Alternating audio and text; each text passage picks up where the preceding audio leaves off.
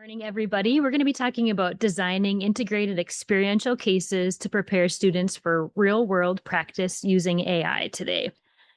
After this session, we hope that you're able to describe how integrated experiential case design supports student real-world readiness, align learning activities and assessments across multiple courses and instructors, explain how AI can support cohesive case development while maintaining faculty oversight, and identify approaches for assessing student readiness to perform in real-world professional contexts.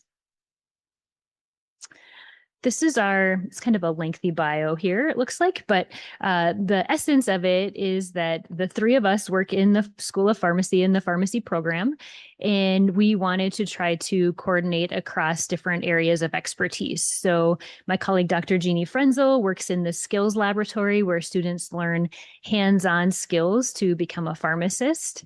My other colleague, Dr. Elizabeth Munson, works in the didactic curriculum, teaching a capstone course for third-year pharmacy students where they're applying their knowledge that they learned in the previous years.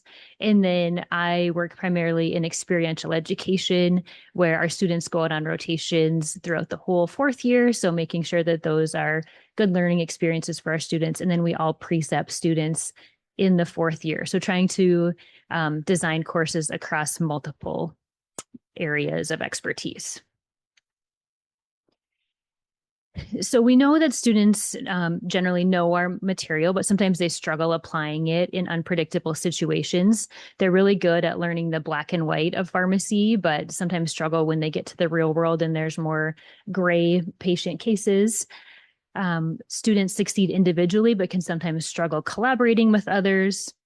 They can complete assignments, but communicate unprofessionally or ineffectively. And then students can do well course to course, but sometimes struggle connecting things between different courses. So we want you guys just to take about a minute at your table. Hopefully you're sitting with someone maybe in a different discipline than you, but just talk briefly about what kinds of learning experiences might students not be getting that could explain these gaps. And then what are some authentic activities or experiences that could better prepare students? So we'll give you guys just a minute or two to discuss, and then maybe we'll have one or two groups share out. And if you need to combine tables, that is good to do too. So we'll give you just a minute to chat about those. Does anybody have anything that they want to share out from their group? Anything that they talked about that they'd be willing to share? We were talking about that oftentimes we teach students how to fish, but we cannot fish the fish and then feed them. So this is them that they are going to fish the fish and feed themselves. So because she shared some amazing tips and strategies in the panel, and we were talking about that designing assignments that have real world application will help them prepare for better. And this is really, really important fact that students complete assignments but cannot communicate professionally because they are professionalizing and polishing their assignments with the help of AI. Which is reducing their original voice, and as a result, they cannot communicate professionally or formally or effectively when they communicate verbally. So that is a problem. In that case, I think generating the consciousness, AI awareness, I mean, it's not AI fluency. From awareness, they will reach the literacy and then they will reach the fluency. So we have to scaffold our assignments, integrating AI and help them understand that their voice is actually powerful, but they need to know how to use AI responsibly and ethically. Thank you. Yeah, definitely. So I think integrating those real world examples and integrating across courses and then trying to use AI appropriately and model how that can be done professionally throughout multiple different courses. So I will turn it over to Elizabeth. Thank you. Yeah, so the three of us sat down, I think, one day for lunch, and we really asked ourselves this question: are our students really ready for the real world? And for us in pharmacy, that means are our students ready for their APPEs, which are rotations that our students go on their fourth year after they've been with us in the classroom for 3 years. And so we kind of talked about what makes them ready for that. And like Lisa mentioned, all three of us take students that fourth year. And so we see really maybe they have content expertise, but they have trouble combining their skills. So when we thought about how do we know if they're ready, we think about, a traditional readiness assessment. It really reduces everything to a single composite number, and that presents many challenges. First, it doesn't really tell us where the students are struggling. So say they get an 82% on an exam, how do we know what they're struggling in? Is it content? Is it how they apply that content? Maybe it's actually their time management skills that might be a challenge as well. Second, it doesn't capture what students believe about themselves. Are they confident in their answers? Where do they struggle with internally? And third, it doesn't really guide targeted curricular improvement. So how do we know what we need to work on for students, or what the students need to work on, more importantly? So when we were sitting down, we started brainstorming a little bit. What are things that we feel like our students should be able to do when they walk into a pharmacy? And so we came up with all of these tasks here that I have listed. So number one, collect a medication history from a patient. I would expect a student to walk into a pharmacy and be able to talk to a patient about all the meds they take at the pharmacy, right? Collect information from an electronic health record, document all of that information, and make a formal assessment and a plan for the patient. I would expect them to be able to present a patient to maybe a provider or even their preceptor. I would expect them to be able to give a recommendation to a provider. I would expect them to be able to open up a pharmacy book and look at all of the resources they needed to in order to make a label and choose the correct information or the correct pieces they needed to make an IV. I would expect them to be able to verify a medication order, and I would expect them to educate a patient. So thinking about all of these things together, is there a way that we can assess these skills all together? So I want to point out that these are all things that our pharmacy students are already tested on, probably individually. So we do have them practice counseling patients, for example, separately, but they might not be putting all of the pieces together. So none of this is new information per se. So we came up with an integrated case across 2 different courses, so Capstone and Skills Lab. And so what the student did is we had them act as if they were a rural critical access pharmacist. And that was intentional because we didn't want it to be only a hospital experience or only a community pharmacy experience. We wanted them to have to apply their skills anywhere that they were going to be practicing. And so they walked through a patient through all of these activities. So we connected everything. So the student walked into my course and they were assigned a patient. They had to pull up that patient chart on their laptop. They had to find all of their information that they needed. They had to make an assessment. They had to write their plan down. They had to talk to a patient, to a standardized patient. And then they had to come talk to one of us as a faculty member acting as a provider. So they got that real in-time practice. Then they went into the labs portion and they had to review new data. So the cultures that came back, and they had to prepare their IV. And then they had to go and educate a patient. So they did all of this all connected together. This is a really busy slide, but what it is showing is how we really mapped everything to what we expected the students to do and to our program outcomes as well. So all of these tasks were not things that we just thought of off the top of our head and only I, Dr. Munson, expect the student to be able to do this, but really, if you look in the middle here, all of these program level ability-based outcomes are things that all of our pharmacy students are expected to do. And so, for example, if you look at number 9, patient counseling, we would expect the patient to be able to, or the student to be able to counsel the patient at a program level, not just at my course level. And then if you look on the right side, all of the entrustable professional activities are what students are graded on once they're on rotations. So they all map to things that they're also going to be doing in practice. So this is, again, the point that these are skills that they will have to do. We're not just asking them to do it because we think it's a good activity, but they will be doing it in practice. So as you can imagine, an integrative case that is happening between two different courses over the space of 2 weeks is very time intensive and faculty time intensive. And so we did rely on artificial intelligence to help us facilitate some of the work that needed to go into the background when preparing these experiences for the students. So now we'll shift into how we intentionally used artificial intelligence to support both student learning as well as the faculty assessment of the integrated case. We did not use AI to replace faculty judgment, but we used it really to enhance our efficiencies, make sure that everything was consistent, and to align it across our courses throughout the curriculum.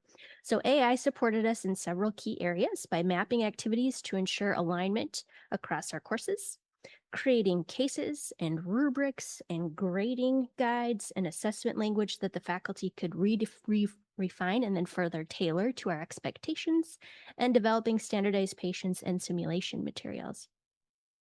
We do have future plans to take a look at this project further and maybe look to see how AI compares to our own faculty assessment of these same materials for our students. And we feel like this is an area where we see some strong potential for AI to improve our consistency and efficiency and scalability when managing faculty oversight and professional judgment. So for this project, we used AI as a starting point in our rubric development process. We first prompted Microsoft Copilot to generate a standardized medication reconciliation rubric. So medication reconciliation is where a student pharmacist might enter a patient's room and talk to them about their medications. What are they taking at home? How are they taking it? When's the last time they took it? What are they taking for over-the-counter medications? And so on. And so this is a skill that we feel is very important. When they walk into a pharmacy, they should be able to do this quite easily. And so Copilot generated for us an initial draft rubric. It organized the skills into measurable assessment criteria. And then we as faculty reviewed all of those criteria. We refined the language. We adjusted the scoring criteria, we modified the point values, and we aligned our expectations with actual pharmacy practice. In several areas, faculty added some clinical nuance and, of course, communication that AI just could not contextualize for us. So using AI in this way helped accelerate the early stages of rubric construction. And in this particular project, we had multiple rubrics, I would say upwards of I was going to say at least 10 rubrics for different pieces of the puzzle. So for AI to help us and give us a good creative base to start from, it was appreciated. So it really helped accelerate those early stages of construction, but still keeping our faculty expertise and professional development central to that final product, which we felt was very important. It also helped us create a more standardized and transparent evaluation process for both the student and evaluators. It wasn't just us evaluating students. We did bring in some pharmacists to help us with the process of evaluation. And so having a standardized rubric was helpful in that area. And students were provided the rubric before the integrated case assessment. So we made sure that expectations were clearly defined in advance for the students. One of the most important decisions we made in this project was how to implement the standardized patient experience. So we made a very intentional choice to build a custom chatbot using CodePen, which is an online code editor, instead of using a generative AI tool like Microsoft Copilot. So first of all, we wanted each student to have the exact patient experience. And CodePen chatbot ensured that the students were interacting with identical patients. There was no variability in how the patient responded, no shift in tone, and no difference in the information that the patient provided to the student. Second, it allowed us to improve scoring consistency because every response was pre-scripted. We could really look ahead and know that specific student questions would generate a specific patient response. So we knew exactly what information was available to the student, and that made it much easier to interpret their performance and compare across learners. And this approach eliminated generative AI hallucination risk. So the patient could only say what we programmed it to say within the system. There was no possibility that the patient could introduce inaccurate clinical details to the student experience. In this example, we first used Microsoft Copilot to generate a list of medication reconciliation questions that a student might ask during the encounter, and every variation possible. So maybe they asked, do you take over-the-counter medications? Or maybe a student might ask, do you take OTC medications? Or maybe the student might ask, do you take non-prescription medications? Which is all gathering the same exact information, but just a different way of asking it. So Copilot helped us kind of determine all of the different variations of questions that a student might ask their patient. We then used AI to help us generate some initial code structure for the standardized patient in CodePen. So our patient at the top of the screen, very teeny tiny print, but that's what the interface looked like after we had it all coded.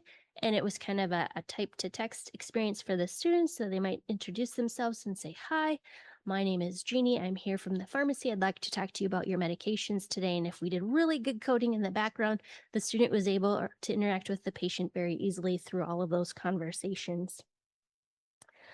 But we did have a patient at the bottom of the screen, Bob, and he illustrates a common limitation during the development. So in this case, we did not code the response to the question, "Why are you here today?" So maybe the student typed that into the chat box. And as a result, Bob defaulted to a fallback response. "I'm sorry, can you say that another way?" And as you can imagine, if the student was asking the wrong types of questions and continued to get that response, it could be slightly frustrating. So that really highlighted for us the importance of thorough case design and testing. And we tested and tested. So we had some students on rotation with us. They tested the chatbot. We had students out on clinical sites testing, and we had faculty testing the chatbot. So we really tried to make sure it was as comprehensive as possible. And so as you move across the screen from the left to the right, we asked Copilot to help us with those question variations. You can see the teeny tiny little code that it was also generating for us, which we inputted into CodePen in the background. So some HTML, CSS, and JavaScript code. And from there, we generated the patient. We just continued to reiterate all of that information until we got the patient to a point where we felt it could quickly and easily communicate with our students. Once we collected all of this student performance data through our rubrics and our interactions with our standardized patients, both online and in person, we needed a way to make it meaningful and actionable. So we used, again, Copilot to help us develop an APPE, or rotation readiness dashboard, based on 3 domains: clinical decision-making, medication safety, and communication. And students were classified as ready if they achieved an 85 to 100% on all of the 10 different experiences they had across the 2 courses over the period of 2 weeks. And they were considered approaching readiness if they achieved between 70 to 84% of the points. And then developing was considered a below 70%. So it was a criterion-based model that we developed, and that allowed us to clearly identify who is ready for that 4th year of rotations, who needs maybe some additional support, and what specific skill areas require further improvement. And you can see on the left-hand side, within those domains, all of the different pieces that Elizabeth had already mentioned, what the students needed to do in order to achieve those points. When we applied this framework, we observed several important patterns. So we happened to have 49 students in our cohort this year. 18% of those students were considered ready, 67% were considered approaching, and 14% were considered developing. And so that suggests that while most of our students are progressing towards readiness, which is what we want at the end of that didactic coursework, few of them are actually prepared at this stage. More importantly, when we examine performance at the domain level, clear variation emerges. Students do not perform uniformly across the key areas of that clinical decision-making, medication safety, and communication. So that reinforces what we kind of started with at the beginning. A single overall score really can mask some meaningful differences in student performance. From all of this information that we gathered, we did give them specific feedback to each student. We did that through the learning management system here on campus. We allowed the students to see their results and their areas of improvement. Each student received a customized learning plan, which they were asked to focus on during that 1st year of rotations. And through this type of dashboard paired with that targeted feedback, that allowed us to move beyond broad evaluation and instead identify specific areas for growth and support some more precise individual intervention. I will say that we did this later in the semester, just based on how our courses aligned. And so the information that we provided to the students was kind of a little late, right? They're ready to start their rotations right now. And so we do have plenty of future plans where we will move this back in earlier in the semester, which will allow this feedback to become even more meaningful. We are also considering adding a 2nd week to the experience. So if we find some major deficiencies on that 1st week, we can revisit them the following week and make sure that our students are all ready to start those rotations. Okay, I think we just have till 10:30, so maybe we'll just have you guys pick one of these questions. After hearing this information, maybe what real world skills do your students need more practice in? What types of courses or other instructors could you collaborate with to make more authentic learning across multiple courses? Or how could you use AI to design and assess these learning experiences? So we'll give you just a couple minutes because I want to save a couple minutes for questions, um, and maybe just have you chat at your groups about one of these questions. Okay, I know I didn't give you a lot of time, but wondering if there's any groups that want to share out maybe any discussion that they had at their table. Okay, well, I'm going to keep us moving along then, but hopefully you thought of some things that maybe your students could use practice in, and some individuals across campus that you could collaborate with.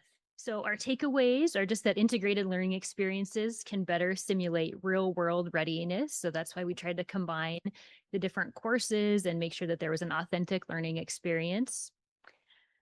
From our assessment, we found that despite strong clinical knowledge, students struggled most with communication performance. So like Jeannie said, they did get individualized feedback, and then they had areas that they had for recommendations to work on before going out on rotations this spring. And then AI tools can help decrease faculty tasks, but still needs faculty refinement and verification. So again, Jeannie did a ton of work with coding, which we're all super impressed by because I could not do that. But it required lots of piloting, lots of feedback, lots of modifications, both with the patient and with rubrics. So even though AI helped, it was still a big lift, I would say, from faculty time to get it all implemented. But hopefully going forward, that'll be a lot easier the second time around. So with that, wanted to pause here and see if there are any questions, either in person or online. There it goes. Okay. With regards to the chat bot, so it seems like no matter how much time I would spend, I would not be able to guess everything that the students might prompt. And so how do you balance that with, some amount of kind of like the due dates or kind of the general timing that you would want to like roll that out? Because I just feel like I'd get a flood of emails the day that it was due of like, I'm trying to ask this, and somehow it missed through, regardless of how much like maybe beta testing with my own students or colleagues might be. That's a very excellent question and exactly what our experience was. And perhaps there is a much better option for us that I am sure we'll be exploring over our summer months to improve that experience for our patients. But we asked them in this pilot program to just be patient with the patient and to recognize that simple is better. And so a one-barreled, one stem question, or asking them one thing at a time, not asking them, where do you fill your medications and how many medications are you taking and what time of day do you take them? Patient won't be able to answer that. But if you ask them, what pharmacy do you fill your medications at? It will ask that. And so I think we gave them on a screen up in the room just a very quick example. He said, hey, if the patient can't answer it after several attempts and you've rephrased the question once or twice, move on and try to ask a different set of questions to the patient. So we did anticipate that. We knew it would be a little bit frustrating in this first round. It did take a ton of time to get the patient where it was at, and it was pretty good, but I know there's room for improvement. So, you were able to combine some classwork because I assume that your students are all in all of those classes. So what tips do you have for those of us that don't have, like, how do we coordinate with other classes when like students are going to be different from class to class? Do you have any like thoughts or ideas on that? Elizabeth, do you want to take that for the nurse practitioner students that you coordinated with? Yeah, that's a good question. So also in this, we didn't talk about, but we coordinated with the doctor of nurse practitioner students. And so I met with that instructor, and they had another component where they interacted with a patient together, and we met outside of class. So we both had to compromise, when our students met. We had to plan it ahead of time, tell the students they had to be there.